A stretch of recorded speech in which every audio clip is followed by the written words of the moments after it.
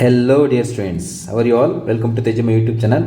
ಎಲ್ಲ second PUC physics ವಿದ್ಯಾರ್ಥಿಗಳಿಗೆ ಈ ವಿಡಿಯೋಗೆ ಸ್ವಾಗತ ಕೋರ್ತಾ ಇದ್ದೀನಿ. ಆಯಿತಾ, ಈಗಾಗಲೇ 3 ಪ್ರೀವಿಯಸ್ ವಿಡಿಯೋಸಲ್ಲಿ ನಾವು ಏನು ಮಲ್ಟಿಪಲ್ ಚಾಯ್ಸ್ ಮತ್ತು ಫಿಲ್ ಇನ್ ದ ಬ್ಲ್ಯಾಂಕ್ಸ್ನ ಡಿಸ್ಕಸ್ ಮಾಡ್ತೀವಿ. ಅದೇ ರೀತಿಯಾಗಿ ಈ ವಿಡಿಯೋವನ್ನು ಸಹ 4th ಕ್ವಶನ್ ಪೇಪರನ್ನು ತಗೊಂಡು ಒಂದು ಯಾವುದು ಪ್ರಿಪೇರ್ಡ್ ಕ್ವಶನ್ ಪೇಪರ್ ಆಗಿರ್ಬೋದು ಅಥವಾ ಮಾಡಲ್ ಕ್ವಶನ್ ಪೇಪರ್ ಆಗಿರ್ಬೋದು, ಸೊ ಅದ್ರ ಬಗ್ಗೆ ಡಿಸ್ಕಸ್ ಮಾಡ್ತಾ ಇದ್ದೀನಿ. ನೀವು ಆಲ್ರೆಡಿ ಪ್ರಿಪೇರ್ಡ್ ಎಕ್ಸಾಮಿನೇಷನ್ ಬರೆದಿದ್ದೀರಾ. ಈ ಕ್ವಶನ್ಸನ್ನು ನೀವು ಡಿಸ್ಕಸ್ ಮಾಡೋದ್ರಿಂದ ನಿಮ್ಮ ಬೋರ್ಡ್ ಎಕ್ಸಾಮಿನೇಷನ್ಸ್ಗೆ ತುಂಬ ಉಪಯೋಗಕ್ಕೆ ಬರುತ್ತೆ. ಎಸ್ಪೆಷಲಿ ಈ ಫಸ್ಟ್ 21 ಮಾರ್ಕ್ ಕ್ವಶನ್ಸ್ ಏನಿದೆ ಅದರಲ್ಲಿ ನೀವು ತುಂಬ ಪ್ರಾಪರಾಗಿ ಆನ್ಸರ್ ಮಾಡಬೇಕು. ಯಾಕೆಂತಂದರೆ ಒಂದ್ಸರಿ ನೀವು ರಾಂಗ್ ಬರೆದ್ರೆ ದಟ್ ಈಸ್ ರಾಂಗ್. ಆಯಿತಾ, 3 ಮಾರ್ಕು 4 ಮಾರ್ಕು 2 ಮಾರ್ಕು 5 ಮಾರ್ಕು ಆ ಥರ ಅಲ್ಲ. ಸೊ ಈ ಕ್ವಶನ್ಸಲ್ಲಿ ಸ್ವಲ್ಪ ನೀವು ತುಂಬ ಗಮನ ಇಟ್ಟು ಆನ್ಸರ್ ಮಾಡಬೇಕಾಗುತ್ತೆ. ಆಯಿತಾ, ನೀವು ಮೊದಲನೇದಾಗಿ ಬರೆದಿರುವಂತಹ ಆನ್ಸರನ್ನು ಯಾವುದು ಮಾರ್ಕ್ಸ್ ಕೊಡಲಿಕ್ಕೆ ಕನ್ಸಿಡರ್ ಮಾಡ್ತಾರೆ. So be careful while answering the part A questions. Okay, so without wasting time let us start the video.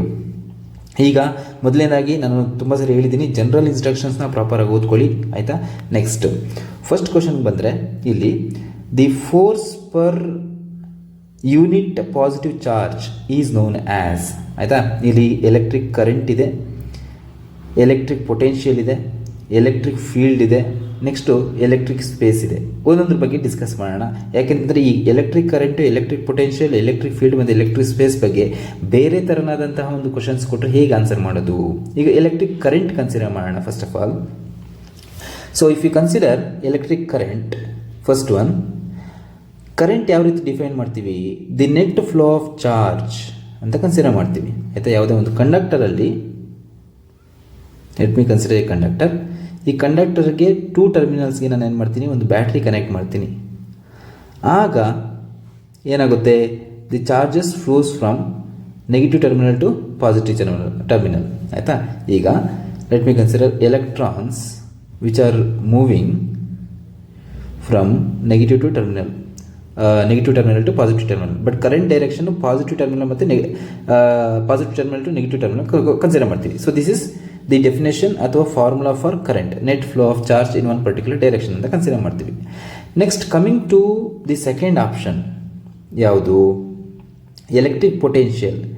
It is defined as amount of work done in bringing a unit positive charge from infinity to that point against electrostatic force ಅಥವಾ field ಅಂತ consider ಮಾಡ್ತೀವಿ. So ಇದಕ್ಕೆ 2 formula ಇದೆ, ಒಂದು W/Q, ಇನ್ನೊಂದು 1/4πε0 Q/R ಅಂತ. ಆಯಿತಾ, next third option ಯಾವುದಿದೆ? ಎಲೆಕ್ಟ್ರಿಕ್ ಫೀಲ್ಡ್ ಇದೆ. ಸೊ ನಮ್ಗೆ ಆಲ್ರೆಡಿ ಒಂದು ಫಾರ್ಮುಲಾ ಗೊತ್ತು, F = Q × E ಅಂತ.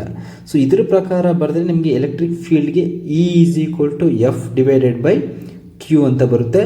So here in the question they have given force per unit charge ಅಂತ ಕೊಟ್ಟಿದ್ದಾರೆ, unit positive charge. So unit positive charge ಅಂದರೆ ಈ Q ವ್ಯಾಲ್ಯೂ 1 ಅಂತ ಕನ್ಸಿಡರ್ ಮಾಡೋಣ. So force per unit positive charge ಏನು ಬರುತ್ತೆ? Electric field ಬರುತ್ತೆ. So actually third option is correct. But ನಿಮಗೆ ಇದ್ರ ಮೇಲೆ ಕ್ವಶನ್ಸ್ ಕೇಳಿದ್ರು ಸಹ ಆನ್ಸರ್ ಮಾಡೋ ಥರ ಇರಬೇಕು. ಸೊ ಡೂ ರಿಮೆಂಬರ್, ಈ ಕ್ವಶನ್ಗೆ ನಿಮಗೆ ಎಲೆಕ್ಟ್ರಿಕ್ ಫೀಲ್ಡ್ ಆನ್ಸರ್ ಬರುತ್ತೆ. ನೆಕ್ಸ್ಟ್ ಎಲೆಕ್ಟ್ರಿಕ್ ಸ್ಪೇಸ್ ಅಂದರೆ the space in which the region is filled with electric field ಅಂತ. ಸೊ ಈ ಪ್ರಶ್ನೆಗೆ ಉತ್ತರ ಏನು? Electric field. Okay, now let us move on to the second question. The work done in moving a unit positive test charge over a closed path ಕೊಟ್ಟಿದ್ದಾರೆ, in a electric field ಅಥವಾ in an electric field is. ಆಯಿತಾ, ಏನಿಲ್ಲಿ ಒಂದು electric field ಇದೆ, ಇದರ closed path ಇದೆ. ಆಯಿತಾ, ಯಾವುದೋ ಒಂದು ಎಲೆಕ್ಟ್ರಿಕ್ ಫೀಲ್ಡಲ್ಲಿ ಒಂದು ಕ್ಲೋಸ್ಡ್ ಪಾತಲ್ಲಿ ಒಂದು ಚಾರ್ಜನ್ನು ಮೂವ್ ಮಾಡಿದ್ರೆ, ಆಯಿತಾ, ಸೊ ಆಗ ಆಗೋವಂಥ ವರ್ಕ್ ಎಷ್ಟಿರುತ್ತೆ? ದಿ ವರ್ಕ್ ಡನ್ ಎಷ್ಟಿರುತ್ತೆ? So we consider it as 0. ಯಾಕೆ ಅಂತಂದರೆ ಎಲೆಕ್ಟ್ರಿಕ್ ಫೋರ್ಸು ಕನ್ಸರ್ವೇಟಿವ್ ಫೋರ್ಸ್ ಆಗಿರುತ್ತೆ, ಕನ್ಸರ್ವೇಟಿವ್ ಫೋರ್ಸ್. ಅದಕ್ಕೋಸ್ಕರ the net work done for a closed path is 0. ಅದು ನೆನ್ಪಿಟ್ಕೊಳ್ಳಿ, ಫೋರ್ಸ್ ಈಸ್ ಕನ್ಸರ್ವೇಟಿವ್. ಯಾವ ಫೋರ್ಸು? Electric force. ಅದಕ್ಕೋಸ್ಕರ work done is 0. Next Coming to the third question, the capacity of a parallel plate capacitor increases when. ಈಗ first capacity of parallel plate capacitor formula ಬರ್ಕೊಳ್ಳೋಣ. ಏನದು? C is equal to epsilon naught A divided by D. ಏನಾದರೂ ನಿಮಗೆ dielectric constant ಇದ್ದರೆ ಅದನ್ನು K ಅಂತಲೂ consider ಮಾಡಬಹುದು. ಇದಕ್ಕೆ ಡಿರೈವೇಷನ್ ಇದೆ, ತುಂಬ ಇಂಪಾರ್ಟೆಂಟ್. ಆಯಿತಾ? ಈಗ capacity of parallel plate capacitor increase ಆಗ್ತದೆ. ಸೊ ಇದು ಇನ್ಕ್ರೀಸ್ ಆಗಬೇಕು ಅಂತಂದರೆ, so epsilon naught is constant. ಆಯಿತಾ? ಅದೇ ವೇರಿ ಆಗೋದಿಲ್ಲ. ಸೊ ಎ ಇನ್ಕ್ರೀಸ್ ಆದರೆ ಸಿ ಇನ್ಕ್ರೀಸ್ ಆಗುತ್ತೆ, ಕೆ ವ್ಯಾಲ್ಯೂ ಇನ್ಕ್ರೀಸ್ ಆದರೆ ಸಿ ಇನ್ಕ್ರೀಸ್ ಆಗುತ್ತೆ, ಡಿ ವ್ಯಾಲ್ಯೂ ಡಿಕ್ರೀಸ್ ಆದರೆ ಸಿ ಇನ್ಕ್ರೀಸ್ ಆಗುತ್ತೆ. ಆಯಿತಾ? ಸೊ ಇಲ್ಲಿ ಯಾವುದು ಈ ಪ್ಯಾರಾಮೀಟರ್ಸ್ ಎಲ್ಲ ಅಂತ ಕನ್ಸಿಡರ್ ಮಾಡಿದ್ರೆ, ಲೆಟ್ ವಿ ಕನ್ಸಿಡರ್ ಹಿಯರ್ ಒಂದು ಪ್ಯಾರಲಲ್ ಪ್ಲೇಟ್ ಕೆಪಾಸಿಟರ್ ಇದೆ. ಸೊ ಇದ್ರದ್ದು area A, distance between the plates small D ಅಂತ ಬರುತ್ತೆ. ಅದು ನಿಮ್ಗೆ ಆಲ್ರೆಡಿ ಗೊತ್ತಿರಬೇಕು. ಆಯಿತಾ? ಈಗ area of the plate decreases, so ಈ ಆಪ್ಷನ್ ಅಲ್ಲ. Area of the plate increases, yes, ಈ ಆಪ್ಷನ್ ಕರೆಕ್ಟು. ಇನ್ನು ಎರಡಿದೆ, ಅದನ್ನು ನೋಡೋಣ. Distance between the plates increases ಅಂತ ಕೊಟ್ಟಿದ್ದಾರೆ, ಇಲ್ಲ, ಡಿಕ್ರೀಸ್ ಆಗಬೇಕು. ಆ್ಯಕ್ಚುಲಿ ಡಿಕ್ರೀಸ್ ಆದರೆ ಕೆಪಾಸಿಟೆನ್ಸ್ ಇನ್ಕ್ರೀಸ್ ಆಗುತ್ತೆ. ನೆಕ್ಸ್ಟ್, ನನ್ of these. So by looking at this you can answer option B is correct. Option B is correct. ನಾವು will move to the next question. ಅರ್ಥ ಆಗ್ತದೆ ಅನಿಸುತ್ತೆ. So an example for ohmic device. Ohmic device ಅಂತಂದರೆ V is equal to I R ಅಂತ Ohm's law ಇದೆ. So ಇದ್ರ ಪ್ರಕಾರ ಏನು? V should be proportional to I. ಆಯಿತಾ? ಯಾವುದೇ ಒಂದು ಡಿವೈಸ್ಗೆ ವೋಲ್ಟೇಜ್ ಕೊಟ್ಟು ಅದ್ರ ಮುಖಾಂತರ ಬರ್ತಾ ಇರೋಂಥ ಕರೆಂಟನ್ನು ನೀವು ಮೆಜರ್ ಮಾಡಿದಾಗ, ಸೊ ವಿ ಐ ಗ್ರಾಫ್ ಹೇಗಿರಬೇಕು? ಸ್ಟ್ರೈಟ್ ಲೈನ್ ಇರಬೇಕು. ಸೊ ಆ ಥರ ಈ ಒಂದು ಹೋಮ್ಸ್ ಲಾನ ಒಬೇ ಮಾಡಿದ್ರೆ ಅದನ್ನು ಹೋಮಿಕ್ ಡಿವೈಸಸ್ ಅಂತ ಕರಿತೀವಿ. ಆಯಿತಾ? ಈಗ ನೀವು ಟ್ರಾನ್ಸಿಸ್ಟರ್ಸ್ಗಾಗಿರ್ಬೋದು, ವ್ಯಾಕ್ಯೂಮ್ ಟ್ಯೂಬ್ಸ್ಗಾಗಿರ್ಬೋದು, ಅಥವಾ ಝೀನರ್ ಡಯೋಡ್ ಅಥವಾ ಯಾವುದು ಸೆಮಿಕಂಡಕ್ಟರ್ ಡಯೋಡ್ ಕನ್ಸಿಡರ್ ಮಾಡಿದಾಗ ನಿಮಗೆ ವಿ ಐ ಗ್ರಾಫ್ಸ್ ಆ ಥರ ಬರೋದಿಲ್ಲ. For example, let me consider forward bias semiconductor diode ಅಂತ ಕನ್ಸಿಡರ್ ಮಾಡಿದಾಗ ಫಾರ್ವರ್ಡ್ ಬಯಾಸಲ್ಲಿ ಗ್ರಾಫ್ ಈ ಥರ ಬರುತ್ತೆ, ರಿವರ್ಸ್ ಬಯಾಸಲ್ಲಿ ಗ್ರಾಫ್ ಈ ಥರ ಬರುತ್ತೆ, ವಿ ವರ್ಸಸ್ ಐ ಗೆ. ಆಯಿತಾ? ನೀವು ಆಲ್ರೆಡಿ ಇದನ್ನು ಮಾಡಿರ್ತೀರ. ಝೀನರ್ ಡಯೋಡಲ್ಲಿ ಸಹ ನಿಮಗೆ ಗ್ರಾಫ್ ಇದೇ ಥರನೇ ಬರುತ್ತೆ. ಸೊ ಅದಕ್ಕೋಸ್ಕರ this will not obey Ohm's law. So ಇಲ್ಲಿ ಕೊಟ್ಟಿರುವಂಥ ಆಪ್ಷನ್ಸಲ್ಲಿ the device which obeys Ohm's law is resistor. ಆಯಿತಾ? ಸೊ ಯಾವುದೊಂದು ವೈರ್ ತಗೊಬಹುದು ನೀವು. Next, the nature of parallel and anti parallel currents R.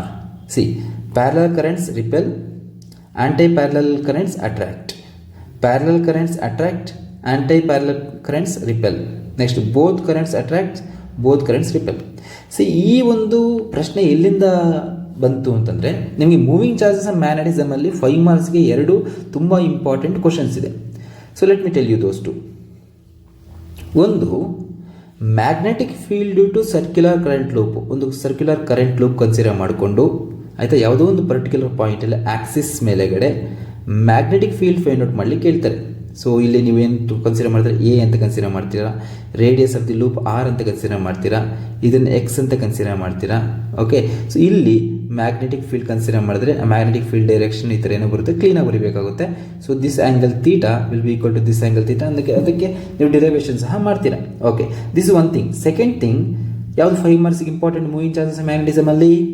What is the force per unit length between 2 conductors carrying current, 2 parallel conductors carrying current. ಈಗ ಈ 2 ಕಂಡಕ್ಟರ್ಸಲ್ಲಿ ಒಂದೇ ಡೈರೆಕ್ಷನಲ್ಲಿ current pass ಆಗ್ತಾ ಇದೆ ಅಂತ ಅನ್ಕೊಳ್ಳೋಣ. This is I1, this is I2.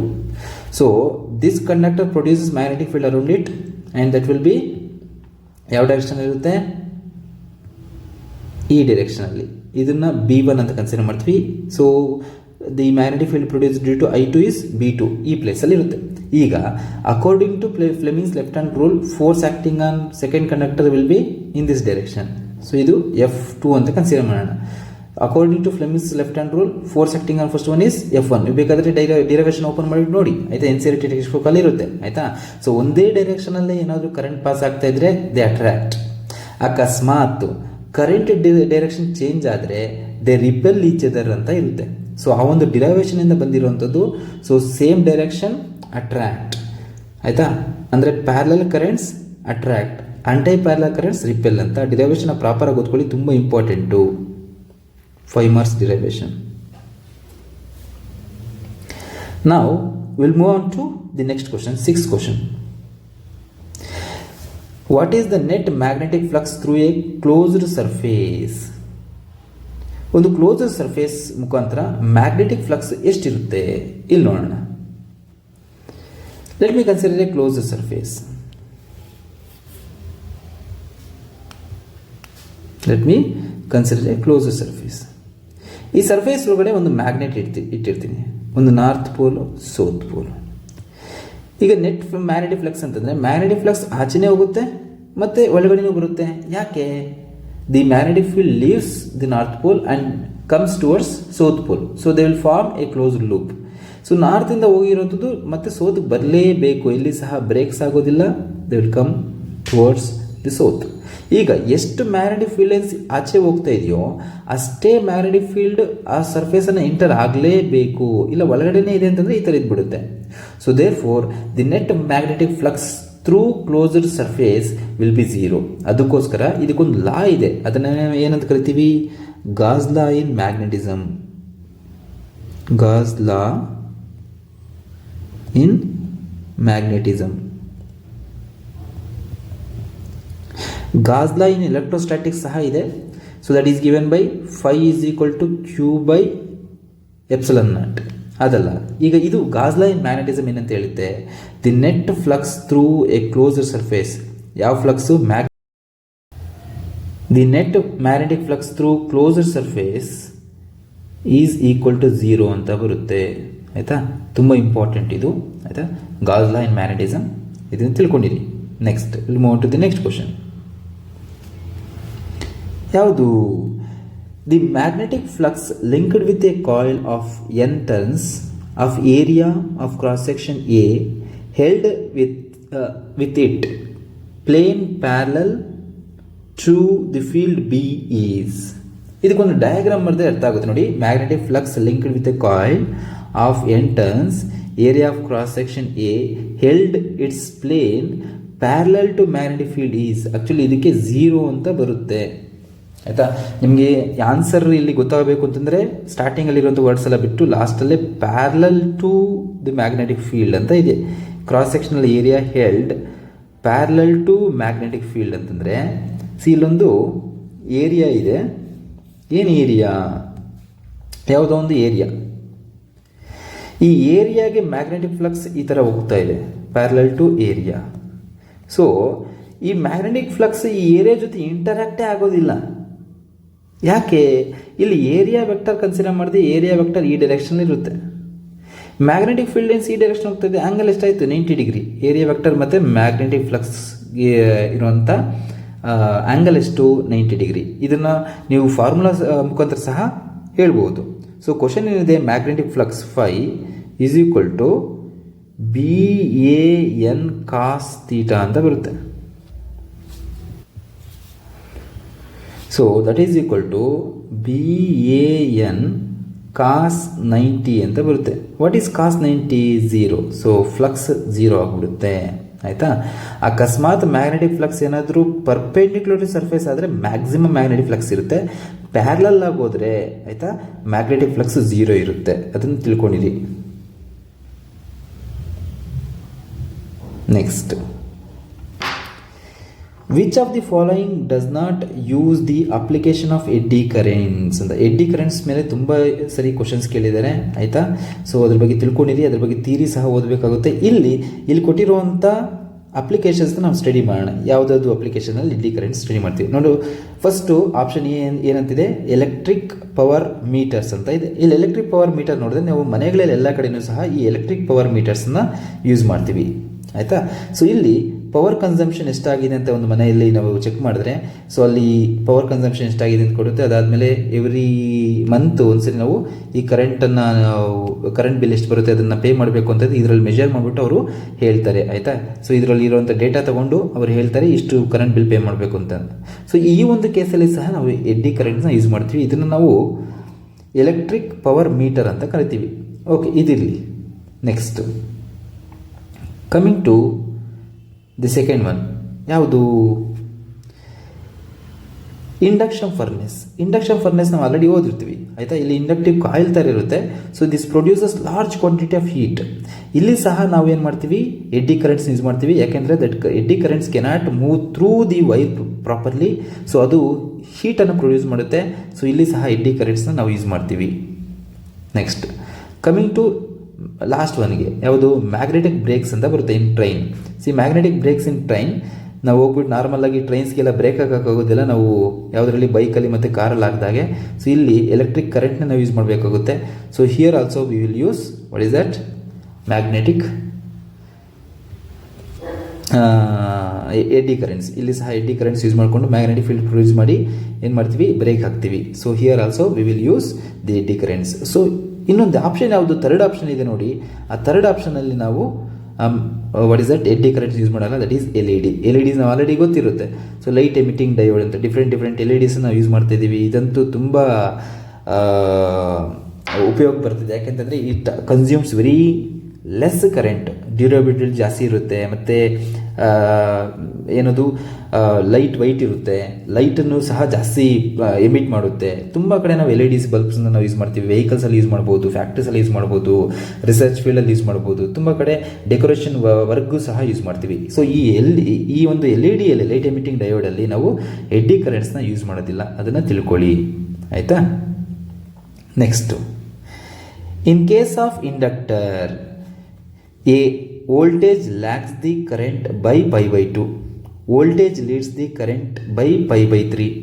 Voltage leads the current by pi/2 and voltage leads the current by pi/4. So ಈ ಪ್ರಶ್ನೆಗೆ ಉತ್ತರ ನಿಮಗೆ voltage leads current by pi/2 ಅಂತ ಬರುತ್ತೆ. ಕರೆಂಟ್ ಎಲೆಕ್ಟ್ರಿಸಿಟಿಯಲ್ಲಿ ನಿಮಗೆ ಒಂದು resistor what is that, AC connected to a pure resistor, AC connected to a pure inductor, AC connected to a pure capacitor ಅಂತ ಬರುತ್ತೆ ಡಿಯರ್ ಸ್ಟೂಡೆಂಟ್ಸ್. ಅದನ್ನು ಪ್ರಾಕ್ಟೀಸ್ ಮಾಡ್ಕೊಳ್ಳಿ. First ಒಂದು ರೆಸಿಸ್ಟರ್ಸ್ಗೆ connect ಮಾಡಿದ್ರೆ ಫೇಸ್ ಡಿಫ್ರೆನ್ಸ್ 0 ಇರುತ್ತೆ. ಇಂಡಕ್ಟರ್ ಕನೆಕ್ಟ್ ಮಾಡಿದ್ರೆ face difference ಎಷ್ಟು pi/2 ಇರುತ್ತೆ. ಬಟ್ ಇಲ್ಲಿ voltage leads the current by pi/2 first ಯಾವುದರಲ್ಲಿ, ಇಂಡಕ್ಟರಲ್ಲಿ. ನೆಕ್ಸ್ಟ್ ಕೆಪಾಸಿಟರ್ ಬಂದಾಗ voltage lakhs the current by pi/2 ಅಂತ ಬರುತ್ತೆ. ಅದನ್ನು ನೆನ್ಪಿಟ್ಕೊಳ್ಳಿ. ಸೊ ವೋಲ್ಟೇಜನ್ನು ರೆಫರೆನ್ಸ್ ಆಗಿ ತೊಗೊಂಡು ನೀವು ಏನೋ ನೆನ್ಪಿಟ್ಕೊಳ್ಳಿ. ಇಲ್ಲಾಂತಂದರೆ ನೀವು ಕರೆಂಟನ್ನು ನೆನ್ಪಿಟ್ಕೊಬೋದು ಆಯಿತಾ. ಎರಡನ್ನೂ ನೆನ್ಪಿಟ್ಕೊಂಡು ಹೋದ್ರೆ ಕಷ್ಟ ಆಗುತ್ತೆ. ಇಂಡಕ್ಟರಲ್ಲಿ ವೋಲ್ಟೇಜ್ ಲೀಡ್ಸ್, ಕೆಪಾಸಿಟರಲ್ಲಿ ವೋಲ್ಟೇಜ್ ಲ್ಯಾಕ್ಸ್, ರೆಸಿಸ್ಟರಲ್ಲಿ so there will be no phase difference. ಅದೊಂದು ನೆನ್ಪಿಟ್ಕೊಳ್ಳಿ ಆಯಿತಾ. ಸೊ ಇದಕ್ಕೆ ನಾವು ಆನ್ಸರ್ ಬರಲಿಲ್ಲ.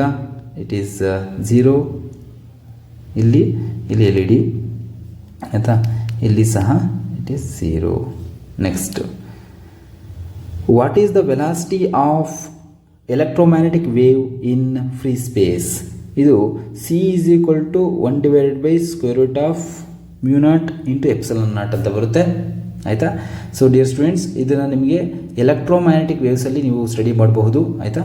Next one, which of the following phenomenon is used in optical fibres? Optical ಫೈಬರ್ಸನ್ನು ನಾವು ಎಲ್ಲ ತುಂಬ ಕಡೆ ನೋಡಿರ್ತೀವಿ. ಇಲ್ಲೊಂದು ಡಯಾಗ್ರಾಮ್ ತೋರಿಸ್ತೀನಿ ನೋಡಿ. ಸೊ ನಿಮ್ಮ ಮನೆ ಸುತ್ತಮುತ್ತ ಆಗಿರ್ಬೋದು, ಸಿಟಿಗಳಲ್ಲಿ ತುಂಬ ಯೂಸ್ ಮಾಡ್ತವೆ. ಈ ಆ್ಯಕ್ಟ್ ಆಗಿರ್ಬೋದು, ಆ್ಯಕ್ಟ್ ಫೈಬರ್ ಅಂತ ಬರುತ್ತೆ, ಅಥವಾ ಜಿಯೋ ಫೈಬರ್ ಅಂತ ಬರುತ್ತೆ. ಈ ಆಪ್ಟಿಕಲ್ ಫೈಬರ್ ಮುಖಾಂತರ ಇಂಟರ್ನೆಟ್ ವರ್ಕ್ ಆಗುತ್ತೆ ಆಯಿತಾ. ಸೊ ಈ ಥರ optical fibres throughout the world ಎಲ್ಲ ಕಡೆ ಇರುತ್ತೆ. ಯಾಕೆಂತಂದರೆ ಇಂಟರ್ನೆಟ್ ಥ್ರೂಔಟ್ ದಿ ವರ್ಲ್ಡ್ ಬೇಕಾಗಿದೆ. ಸೊ ಥ್ರೂಔಟ್ ದಿ ವರ್ಲ್ಡ್ ಹೇಗೆ ಕನೆಕ್ಟ್ ಮಾಡ್ತಾರೆ ಅಂದರೆ ಈ ಸಮುದ್ರಗಳ ಮುಖಾಂತರ ಆಯಿತಾ, ಶಿಪ್ ಮುಖಾಂತರ ಇದನ್ನು ಕನೆಕ್ಷನ್ ಮಾಡಿ ಆಯಿತಾ, ಏನು ಕ್ಯಾರಿ ಮಾಡಿ ಅದನ್ನು ಸಮುದ್ರದಲ್ಲಿ ಕನೆಕ್ಟ್ ಮಾಡಿ ಥ್ರೂಔಟ್ ದಿ ವರ್ಲ್ಡ್ ಕನೆಕ್ಟ್ ಆಗಿರುತ್ತೆ.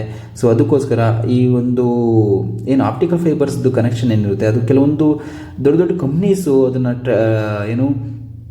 ಅದನ್ನು ಗುತ್ತಿಗೆಗೆ ತೊಗೊಂಡು ವರ್ಕ್ ಏನು ಮೇಂಟೈನ್ ಮಾಡ್ತಾ ಇರ್ತವೆ. ಸೊ ಈ ಲೈಟ್ಗೆ, so the light can bend through what is that, the light has the ability to bend ಆಯಿತಾ. ಸೊ ಆ ಒಂದು ಎಬಿಲಿಟಿನ ಯೂಸ್ ಮಾಡಿಕೊಂಡು ಈ ಟೋಟಲ್ ಇಂಟರ್ನಲ್ ರಿಫ್ಲೆಕ್ಷನ್ ಮಾಡಿ ಲೈಟಲ್ಲಿ ಆಯಿತಾ. ಸೊ ಲೈಟ್ನ ಒಂದು ಪ್ಲೇಸಿಂದ ಇನ್ನೊಂದು ಪ್ಲೇಸಿಗೆ ಪಾಸ್ ಮಾಡ್ತಾರೆ ಆಯಿತಾ, without any changing the direction and without losing it's energy ಆಯಿತಾ. ಮ್ಯಾಕ್ಸಿಮಮ್ ಎನರ್ಜಿ ಲೂಸ್ ಆಗದೆ ಇರೋ ಥರನೇ ಮೇಂಟೈನ್ ಮಾಡ್ಕೊಂಡು ಮಾಡ್ತಾರೆ. ಸೊ ಈ ಕೇಸಲ್ಲಿ ನೀವು ನೋಡೋದಾದರೆ ಈ ಆಪ್ಟಿಕಲ್ ಫೈಬರ್ಸಲ್ಲಿ ಯಾವ ಪ್ರಾಪರ್ಟಿ ನಾವು ಯೂಸ್ ಮಾಡ್ತೀವಿ ಅಂತಂದರೆ, ರಿಫ್ರ್ಯಾಕ್ಷನು ಅಲ್ಲ, ಡಿಫ್ರ್ಯಾಕ್ಷನ್ ಅಲ್ಲ, ಸ್ಕ್ಯಾಟ್ರಿಂಗು ಅಲ್ಲ, ಟೋಟಲ್ ಇಂಟರ್ನಲ್ ರಿಫ್ಲೆಕ್ಷನ್ ಅಂತ ಬರುತ್ತೆ ಆಯಿತಾ. ನೀವು ಈ ಫಿಗರ್ ನೋಡಬಹುದು. ಈ ಫಿಗರಲ್ಲಿ ಟೋಟಲ್ ಇಂಟರ್ನಲ್ ರಿಫ್ಲೆಕ್ಷನ್ ಆಗ್ತಿರುವಂಥ ಲೈಟು ಇದೆ. ನೀವು ಆಲ್ರೆಡಿ ಈ ಒಂದು ಕಾನ್ಸೆಪ್ಟನ್ನು ಯಾವುದರಲ್ಲಿ ರೇ ಆಪ್ಟಿಕ್ಸಲ್ಲಿ ಸ್ಟಡಿ ಮಾಡಿರ್ತೀರಾ. ಟೋಟಲ್ ಇಂಟರ್ನಲ್ ರಿಫ್ಲೆಕ್ಷನ್ ಆಯಿತಾ, ಆಪ್ಟಿಕಲ್ ಫೈಬರ್ಸ್ ಆಗಿರ್ಬೋದು, ಇಲ್ಲ ಮಿರೇಜ್ ಬಗ್ಗೆ ಆಗಿರ್ಬೋದು, ಅಥವಾ ಇನ್ನೊಂದಿದೆ ಶೈನ್, ಯಾವುದು ಡೈಮಂಡ್ ಶೈನ್ ಆಗೋದಕ್ಕೂ ಸಹ ಯಾವುದು ಟೋಟಲ್ ಇಂಟರ್ನಲ್ ರಿಫ್ಲೆಕ್ಷನ್ನೇ ಕಾರಣ ಆಯಿತಾ. ಈ ಥರ ಡಿಫ್ರೆಂಟ್ ಪ್ರಾಪರ್ಟೀಸ್ ಇದೆ ಆಯಿತಾ. ಸೊ ಆ ಡಿಫ್ರೆಂಟ್ ಪ್ರಾಪರ್ಟೀಸ್ ಆಫ್ ಲೈಟನ್ನು ಡಿಫ್ರೆಂಟ್ ಕೇಸಸಲ್ಲಿ ಯೂಸ್ ಮಾಡ್ತೀವಿ. ಇಲ್ಲಿ ಆಪ್ಟಿಕಲ್ ಫೈಬರ್ಸ್ ಯೂಸ್ ಮಾಡೋಂಥ ಒಂದು ಪ್ರಾಪರ್ಟಿ ಯಾವುದು, ಫೆನಾಮಿನ ಯಾವುದು, total internal reflection. Next coming to the sunglasses are made up of. ಈ ಸನ್ ಗ್ಲಾಸಸ್ ಎಲ್ರಿಗೂ ಸಹ ಇವಾಗ ಒಂದು ಫ್ಯಾಷನ್ ಥರ ಆಗಿಬಿಟ್ಟಿದೆ ಆಯಿತಾ. ಸೊ ಈ ಥರ ಸನ್ ಗ್ಲಾಸಸ್ ಕೆಲವೊಂದು ಪೊಲರೈಸ್ಡ್ ಗ್ಲಾಸಸ್ ಇರುತ್ತೆ, ಅನ್ಪೊಲರೈಸ್ಡ್ ಗ್ಲಾಸಸ್ ಇರುತ್ತೆ ಆಯಿತಾ. ಸೊ ಈ ಒಂದು ಸನ್ ಗ್ಲಾಸಸ್ ಯೂಶುವಲಿ ಜಾಸ್ತಿ ಮಾಡುವಂಥದ್ದು ಪೊಲರೈಡ್ಸ್ ಯೂಸ್ ಮಾಡಿಕೊಂಡು, ಯಾಕೆಂದರೆ ಲೈಟ್ನ ಪೊಲರೈಸ್ ಮಾಡಬೇಕು ಅದಕ್ಕೋಸ್ಕರ. Next coming to which of the following increases the maximum kinetic energy of photoelectron. See, this concept is from Einstein's photoelectric equation ಆಗಿರ್ಬೋದು ಅಥವಾ ಫೋಟೋಎಲೆಕ್ಟ್ರಿಕ್ ಎಫೆಕ್ಟ್ ಅಂತ ಕನ್ಸಿಡರ್ ಮಾಡ್ಬೋದು. ಸೊ ಆ ಫೋಟೋಎಲೆಕ್ಟ್ರಿಕ್ ಎಫೆಕ್ಟಲ್ಲಿ ಎಲೆಕ್ಟ್ರಾನ್ ಆಚೆ ಬರ್ತಾ ಇದೆ ಅಂತಂದರೆ, so with whose kinetic energy is increasing, maximum kinetic energy ಏನು ಮಾಡಬೇಕು, ಇನ್ಕ್ರೀಸ್ ಇನ್ ದ ಫ್ರೀಕ್ವೆನ್ಸಿ ಆಯಿತಾ, increasing the velocity of electron, decreasing the frequency and increasing the mass ಆಯಿತಾ. ಸೊ ಈಗ ಈ ಎರಡೂ ಸಹ ಆಗೋದಿಲ್ಲ. ಡೈರೆಕ್ಟಾಗಿ ನಾವು ಹೇಳ್ಬೋದು ಮಾಸ್ ಜಾಸ್ತಿ ಆದರೆ ಏನಾಗುತ್ತೆ, ಎಲೆಕ್ಟ್ರಾನ್ದು ಕೈನೆಟಿಕ್ ಎನರ್ಜಿ ಜಾಸ್ತಿ ಆಗೋದಿಲ್ಲ. Okay, so next increasing the frequency of incident radiation, decreasing the frequency of incident radiation. ಇಲ್ಲಿ ನೋಡೋಣ, ನಿಮಗೆ ಈ ಕಾನ್ಸೆಪ್ಟ್ ಆಲ್ರೆಡಿ ತುಂಬ ಚೆನ್ನಾಗಿ ಅರ್ಥ ಆಗಿದೆ ಅಂತಂದರೆ ನೀವು ಇದನ್ನು ಆನ್ಸರ್ ಮಾಡಬಹುದು. ಈ ಕಾನ್ಸೆಪ್ಟ್ ಏನು ಅಂತ ಫಸ್ಟ್ ಎಕ್ಸ್ಪ್ಲೇನ್ ಮಾಡ್ತೀನಿ ಆಯಿತಾ. ಸೊ ಯಾವುದೋ ಒಂದು ಮೆಟೀರಿಯಲ್ ಇದೆ ಇಲ್ಲಿ, ಆ ಮೆಟೀರಿಯಲ್ ಮೇಲೆಗಡೆ ಒಂದಷ್ಟು ಎಲೆಕ್ಟ್ರಾನ್ಸ್ ಇದೆ ಆಯಿತಾ. ಆ ಎಲೆಕ್ಟ್ರಾನ್ಸ್ಗೆ ಒಂದಷ್ಟು ವರ್ಕ್ ಫಂಕ್ಷನ್ ಇರುತ್ತೆ. ವರ್ಕ್ ಫಂಕ್ಷನ್ ಅಂದರೆ the minimum amount of energy required to remove an electron. ಇದಕ್ಕೆ this is work function is represented by the unit of work function is electron volt. ಇದು ಎನರ್ಜಿ ಅಂತ ಕನ್ಸಿಡರ್ ಮಾಡ್ತೀವಿ. Work function is nothing but energy ಆಯಿತಾ. ಅಷ್ಟು energy ಕೊಟ್ಟರೆ ಮಾತ್ರ electrons ಆಚೆ ಹೋಗುವಂಥದ್ದು. ಸೊ ಯಾವ ಥರ ಎನರ್ಜಿ ಕೊಡುವಂಥದ್ದು, let be consider I am giving some light energy whose energy E is equal to H nu. Okay, nu ಅಂತಂದರೆ ಫ್ರೀಕ್ವೆನ್ಸಿ, ನೀವು ಎಫ್ ಬೇಕಾದ್ರೂ ಬರೀಬೋದು. ಸೊ ಒಂದಷ್ಟು ಎನರ್ಜಿ ಕೊಟ್ಟಾಗ if this energy is equal to work function, electron will come out. ಈಗ ಹೊರಗಡೆ ಬರ್ತಾ ಇರುವಂಥ ಎಲೆಕ್ಟ್ರಾನು ಇನ್ನೂ ಫಾಸ್ಟಾಗಿ ಬರಬೇಕಂದ್ರೆ ಏನು ಮಾಡಬೇಕು, ಈ ಇನ್ಸಿಡೆಂಟ್ ಎನರ್ಜಿ ಜಾಸ್ತಿ ಮಾಡಬೇಕು. ಇನ್ಸಿಡೆಂಟ್ ಎನರ್ಜಿ ಜಾಸ್ತಿ ಮಾಡಬೇಕಂದ್ರೆ ಇಲ್ಲಿ ಫ್ರೀಕ್ವೆನ್ಸಿ ಜಾಸ್ತಿ ಮಾಡಬೇಕು. ಯಾಕೆ, H constant. If frequency increases, energy increases. If this energy increases, electrons energy increases and electron will come out faster. So simple ಆಗಿ ಹೇಳಬೇಕು ಅಂತಂದರೆ ಇಲ್ಲಿ ಈ ಕೇಸಲ್ಲಿ ಆಯಿತಾ, by increasing the frequency of incident beam, we can increase the kinetic energy of emitted electron from photoelectric effect ಆಯಿತಾ. Next the isotones have the same number of neutrons. ನಾನು last ವಿಡಿಯೋದಲ್ಲಿ ಸಹ ಡಿಸ್ಕಸ್ ಮಾಡಿದ್ದೀನಿ ಇದ್ರ ಬಗ್ಗೆ. ಓಕೆ, ಸೊ ನ್ಯೂಟ್ರಾನ್ಸ್ ಐಸೋಟೋಪ್ಸಲ್ಲಿ ಯಾವುದು same ಇರುತ್ತೆ, ಐಸೋಬಾರ್ಸಲ್ಲಿ ಯಾವುದು ಸೇಮ್ ಇರುತ್ತೆ, ಮತ್ತು ಐಸೋಮರ್ಸ್ ಅಂದರೆ ಏನು, ಐಸೋಮರ್ಸ್ ನಿಮಗೆ ಸಿಲೆಬಸ್ಸಲ್ಲೆಲ್ಲ ಐಸೋಟೋಪ್ಸು ಮತ್ತು ಐಸೋಬಾರ್ಸು ಅದು ನೋಡ್ಕೊಳ್ಳಿ, ಐಸೋಟೋನ್ಸ್ ಜೊತೆ ಆಯಿತಾ. Next what bonds are present in a semiconductor, covalent bonds ಇರುತ್ತೆ ಆಯಿತಾ. ಆಟಮ್ಸ್ ಟು ಆಟಮ್ಸ್ ಮಧ್ಯೆ ಕೋವಲೆಂಟ್ ಬಾಂಡ್ಸ್ ಇರುತ್ತೆ. Next coming to fill in the blanks.